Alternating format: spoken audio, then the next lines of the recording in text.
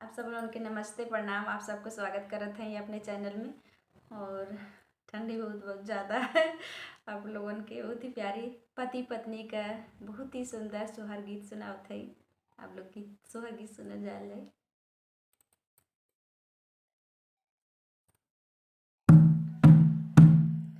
छोटी मोटी रानिया सावर रंग पिया से अरज करई, पिया से अरज करई हो।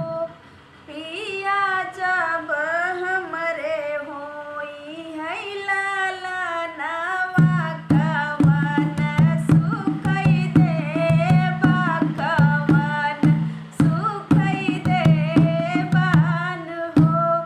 पिया जब हमरे होई है ललनवा, कवन सुखई देबा, कवन सुखई देबान हो।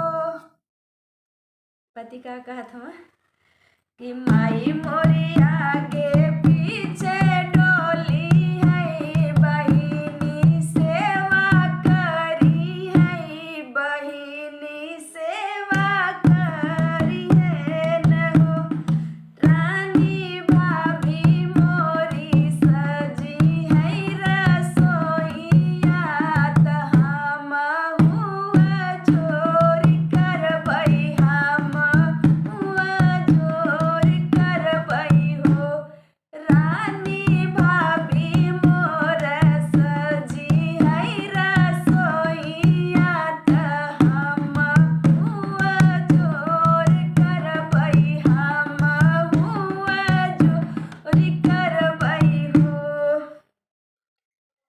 8 महीनवा के बीतत, नौवा के लागत, नौवा के लागत हो। सखिया मोर भयो बिनु सारत, ललना जनम लिहलै, ललना जनम लिहलै हो।